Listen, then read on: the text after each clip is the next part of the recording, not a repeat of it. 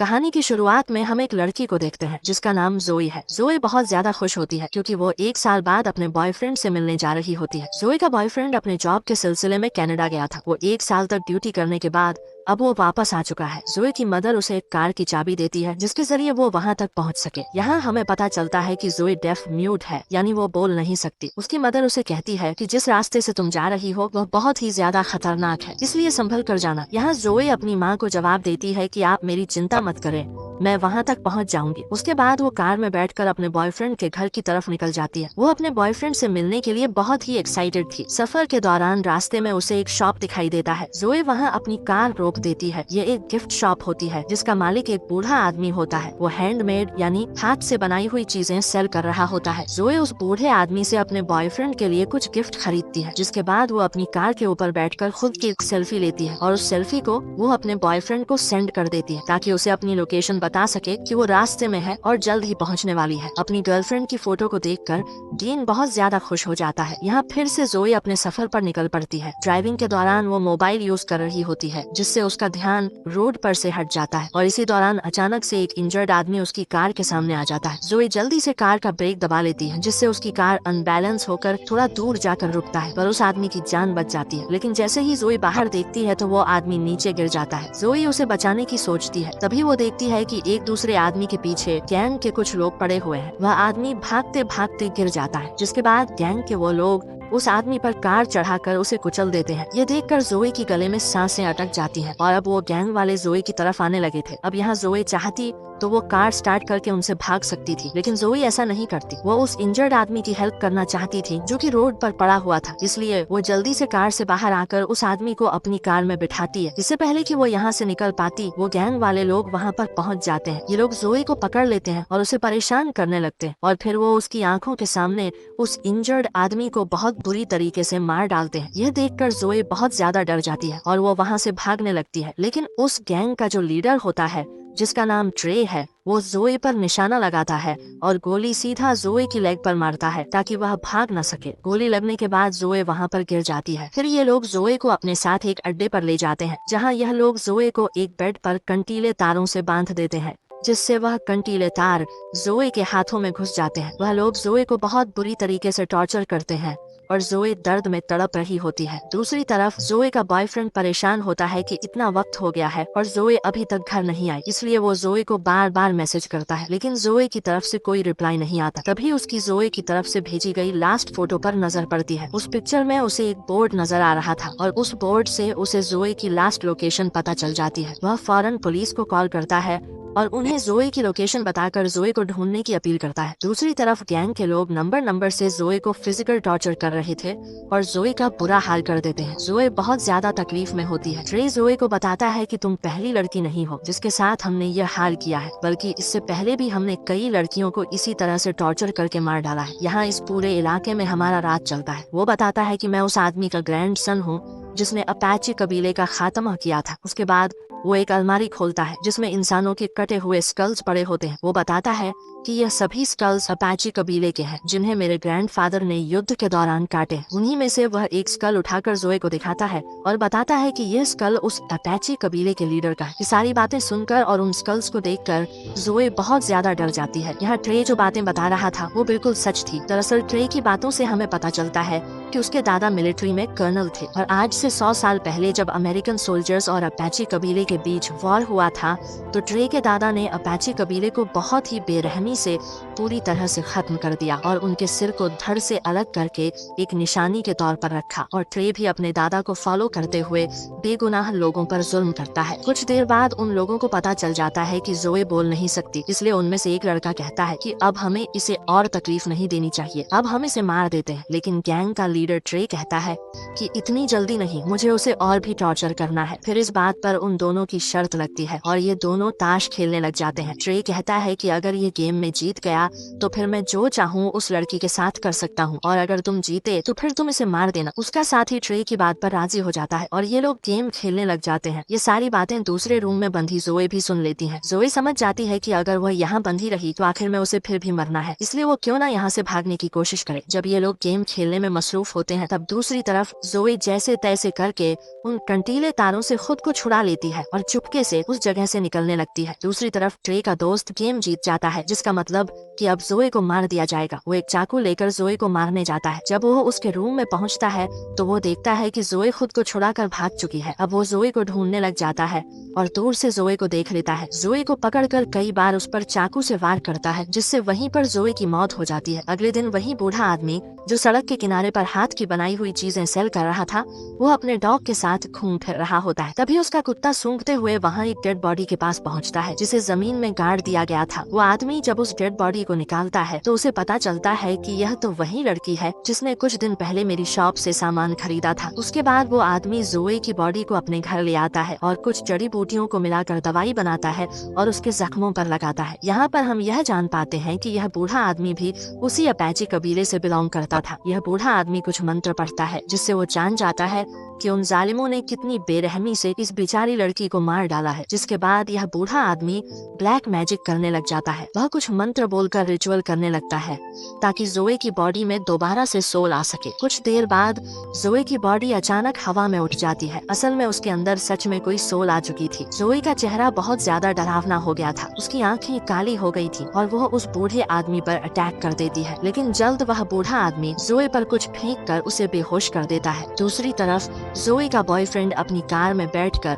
अब खुद उसे ढूंढने निकल पड़ता है। वह उसी इलाके के एक होटल में आकर रुक जाता है। फिर हम जोई को देखते हैं। जब उसे होश आता है तो वो सिटी एरिया में आ जाती है। यहाँ पर उसे एक पब्लिक टेलीफोन दिखाई देता है। जोई जल्दी से उस फोन से अपने बॉयफ्रेंड को कॉल करती है और उसे बताती है कि मैं जिंदा हूँ और बिल्कुल ठीक हूँ। जोई में सोल आने की वजह से अब वो बोल भी सकती है। जोई का बॉयफ्रेंड उसकी आवाज सुनकर अपने कानों पर यकीन नहीं करता और अब जब उसे पता चलता है कि जोई जिंदा है तो वह बहुत ज्यादा खुश हो जाता है। उसके बाद उन दोनों के बीच कनेक्शन कट जाता है और अब जोई का बॉयफ्रेंड उस पब्लिक टेलीफोन का लोकेशन निकाल लेता है और उस लोकेशन के लिए निकल पड़ता है। जोई उसी जगह पर मौजूद होती है। तब जोई को एक पुलिस ऑफिसर देखता है, जिससे हेल्प मांगने के लिए वो आगे बढ़ती है, लेकिन तभी वो देखती है कि वो पुलिस ऑफिसर कोई और नहीं बल्कि गैंग के लोगों में से एक है और उसे देखकर जोई को बहुत ज्यादा गुस्सा आता है और यहाँ से होता है असली रिवेंज शुरू। जोई उस पुलिस ऑफिसर का पीछा करते करते एक क्लब में आ जाती है और उसके पीछे आकर खड़ी हो जाती है। गैंग का ये मेंबर जब जोई को देखता है तो वो बहुत ज्यादा डर जाता है। उसे अपनी आंखों पर यकीन नहीं होता कि यह लड़की फिर से कैसे जिंदा हो गई। इसे तो हमने मार दिया था। तब जोई की आंखें फिर से बिल्कुल ब्लैक हो जाती हैं। ऐसा लग रहा था कि जैसे उसके अंदर कोई बुरी सोल आ गई हो। यहाँ गैंग का वो साथी जोई पर अटैक कर देता है, लेकिन अब जोई वो पहले वाली जोई नहीं रही। जोई उसे बहुत बुरी तरीके से मारने लग जाती है, जिससे वह चीखने लग जाता है। इसके बाद जोई कांच की बोतल से उसका पेट फाड़ती है और उसके पेट के अंदर सभी पार्ट बाहर निकाल कर उसे मार डालती है। यहाँ क्लब का ओनर भी वेपन से जोई को शूट करने लगता है, लेकिन जोई उसे चेयर मारकर बेहोश कर देती है। अगले सीन में जोई का बॉयफ्रेंड उस पब्लिक टेलीफोन की लोकेशन पर पहुंचता है। वह देखता है कि यहाँ पर पुलिस आई हुई है। वह पुलिस से जोई के बारे में पूछता है, जिस पर पुलिस ऑफिसर कहता है कि यहाँ पर एक पुलिस ऑफिसर का मर्डर हुआ है और तुम जिसे ढूंढने आए हो वह यहाँ पर नहीं है। और तभी ट्रे भी अपने गैंग के साथ वहाँ पर आ जाता है। जब वह अपने साथी की डेड बॉडी को देखता है तो वह बहुत ज्यादा गुस्सा हो जाता है, क्योंकि उसके साथी को किसी ने बहुत ही बेरहमी से मार डाला था। उसे कुछ भी समझ नहीं आ रहा था कि आखिर उसके साथी को किसने मारा है। तभी उन लोगों के पास जोई का बॉयफ्रेंड आता है। वह उन्हें जोई की फोटो दिखाता है और पूछता है कि क्या तुमने इस लड़की को देखा है। जब वह लोग जोई की पिक्चर को देखते हैं तो ट्रे अपने साथियों से कहता है कि उससे कहो कि जल्दी से यहाँ से चला जाए,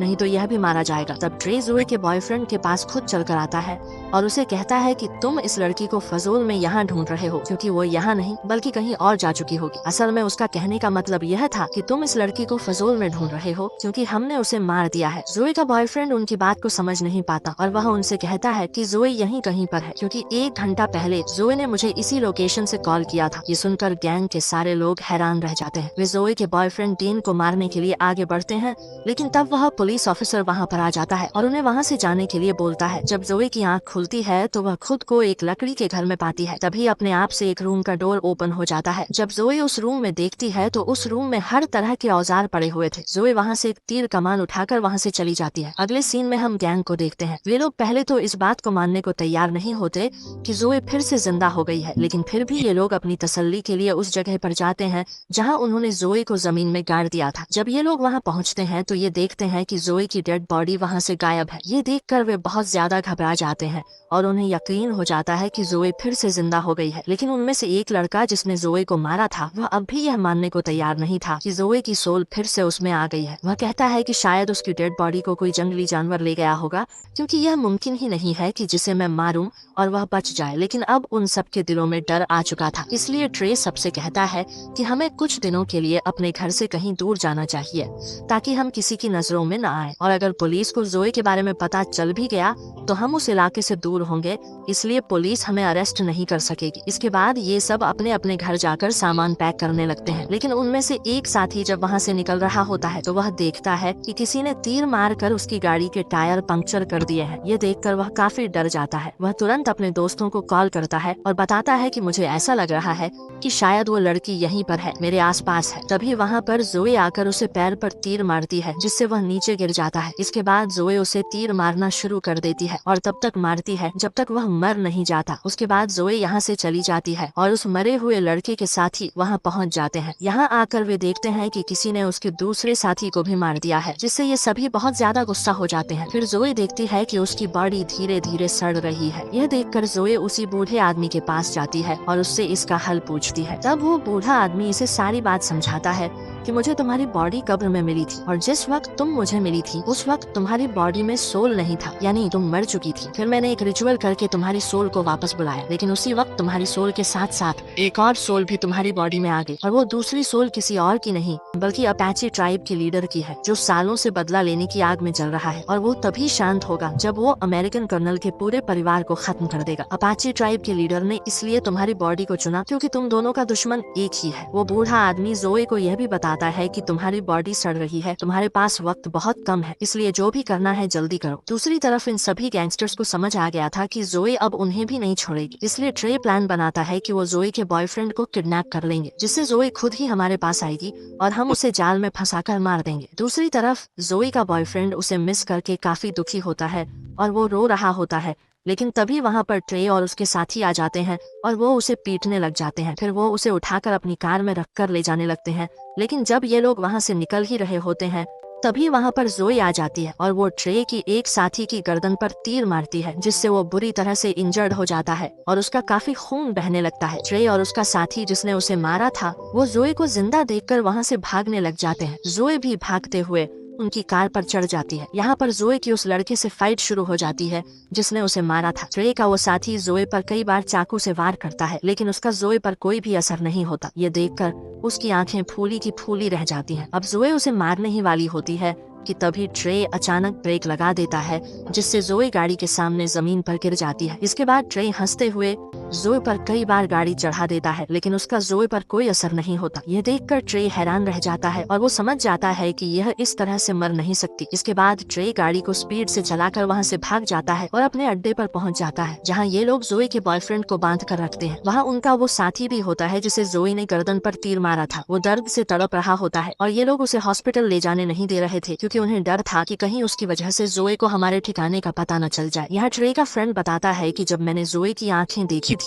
तो वे बिल्कुल काली थी। ऐसा लग रहा था जैसे किसी जादू के जरिए उसमें सोल आ गई हो। ये सुनकर ट्रे तुरंत समझ जाता है कि यह उसी हाथ के बनाए सामान बेचने वाले बूढ़े का काम है। ट्रे कहता है कि मैं एक बूढ़े आदमी को जानता हूँ जो उसी इलाके में रहता है जहाँ तुमने जोए की डेड बॉडी को दफनाया था, और मुझे पूरा यकीन है कि यह जरूर उसी का काम है, क्योंकि वो बूढ़ा आदमी भी अपाचे ट्राइब का मेंबर है और उसी ने किसी सोल को जोए की बॉडी में वापस बुलाया है। ट्रे का हाल बेहाल हो जाता है और उसे पता चल जाता है कि अब जोए उसे नहीं छोड़ेगी। फिर हम देखते हैं कि ट्रे अपनी सिक्योरिटी के लिए बहुत सारे आदमी हायर कर लेता है जिनके पास बहुत सारी गन्स थी। दूसरी तरफ जोए अपनी कटे हुए बॉडी को टेप से जोड़ रही होती है और तभी वहाँ पर उस अपाचे ट्राइब के लीडर की सोल उसके सामने आ जाती है। वो जोए को 2 औजार देता है जो उन्होंने जंग में इस्तेमाल किए थे। अब रात भी हो जाती है और ट्रे का इंजर्ड दोस्त बहुत ज्यादा तकलीफ में था, इसलिए वह चुपचाप हॉस्पिटल जाना चाहता था। इसके लिए वह जल्दी से अपनी कार बाहर निकालता है और हॉस्पिटल की तरफ निकल पड़ता है। वह बहुत डरा हुआ था और सोच रहा था कि कहीं रास्ते में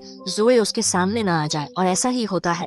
अचानक उसकी कार के सामने जोए आ जाती है और वो उसकी तरफ एक रॉड फेंकती है। वह रॉड उसके पेट के अंदर घुस जाती है, जिसके बाद गाड़ी अपना कंट्रोल खोकर पलट जाती है और ट्रे के उस साथी की भी मौत हो जाती है। दूसरी तरफ ट्रे जोए के बॉयफ्रेंड को वो सारी बातें बताने लग जाता है कि कैसे उन सब ने उसकी गर्लफ्रेंड के साथ गलत किया और उसे बहुत टॉर्चर किया। ये सुनकर जोई के बॉयफ्रेंड को बहुत दुख होता है और वो जोई के साथ हुए अत्याचार पर रोने लगता है। कुछ देर बाद ट्रे को पता चल जाता है कि जोई यहाँ तक पहुँच चुकी है। जब वह जोई को देखता है तो वो अपने सारे साथियों को अलर्ट कर देता है, लेकिन जोई एक एक करके सबको मारते जा रही थी। इसके बाद ट्रे अपने फ्रेंड को ढूंढने लगता है, लेकिन उसे पता चलता है कि जोए ने उसे भी मार दिया है। तभी जोए उसके सामने उसके फ्रेंड का दिल लेकर आती है। ये ट्रे के उसी दोस्त का दिल होता है जिसने जोए को चाकू से मार डाला था। यहाँ जोए उसकी आंखों के सामने उसके दोस्त का दिल खा लेती है। ये देखकर ट्रे की फटकर हाथ में आ जाती है और वह भागकर बाहर आ जाता है। बाहर आकर उसे एक पुलिस ऑफिसर दिखाई देता है। पुलिस ऑफिसर उसे कहता है कि भागो मत, यहीं पर खड़े रहो, मैं सब कुछ कंट्रोल कर लूंगा। लेकिन ट्रे वेपन निकाल कर पुलिस ऑफिसर को मार डालता है और वहाँ से भाग जाता है। उसके बाद जोए अपने बॉयफ्रेंड के पास जाती है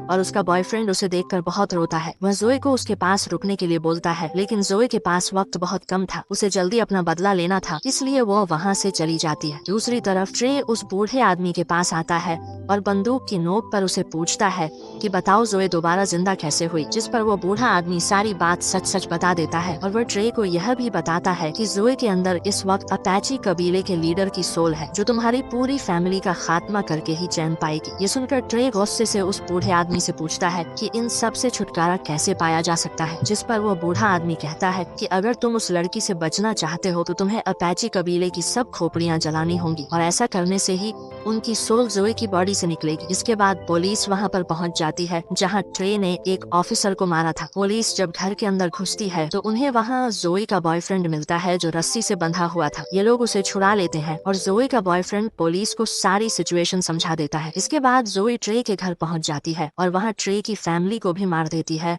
क्योंकि जोए की बॉडी में अपैची कबीले की सोल होती है और वो ट्रे के पूरे परिवार को खत्म करके ही रहेगी। अब यहाँ ट्रे उस बूढ़े आदमी की बात मानते हुए अपैची कबीले की सारी स्कल्स लेकर एक गड्ढे में डालता है, लेकिन वह देखता है कि उन स्कल्स में एक स्कल मिसिंग है जो खास अपैची कबीले के लीडर की है। तभी वहाँ पर जोए आ जाती है जिसके पास कबीले के लीडर का स्कल था। उसे देखकर ट्रे बहुत डर जाता है और अपनी जान बचाने के लिए वह एक चेन सॉ लेकर उससे लड़ने लगता है। यहाँ इन दोनों के बीच एक बड़ी फाइट होती है। जोए ट्रे का एक हाथ काट देती है, जबकि ट्रे उस चेन सॉ को जोए की बॉडी के आर पार कर देता है, जिससे उसके बॉडी के 2 टुकड़े हो जाते हैं, लेकिन जोए को कुछ फर्क नहीं पड़ता। इसके बाद जोई ट्रे पर इतने वार करती है कि उसका गला ही काट देती है, जिससे फाइनली ट्रे की भी मौत हो जाती है और यहाँ पर जोई और उस अपैची कबीले के लीडर का बदला पूरा हो जाता है। थोड़ी देर बाद जोई का बॉयफ्रेंड भी वहाँ पर आ जाता है, क्योंकि उस बूढ़े आदमी ने उसे वहाँ पर बुलाया था। वह कब्र में जोई की बॉडी का आधा हिस्सा देखता है। वह जोई से कहता है कि मैं तुमसे बहुत प्यार करता हूँ और इसके बाद वह जोई की बॉडी को जला देता है और ऐसा होते ही जोई और उस लीडर की सोल को सुकून मिल जाता है, क्योंकि उनका बदला पूरा हो चुका था। यहाँ पर जोई का बॉयफ्रेंड कुछ भी नहीं जानता था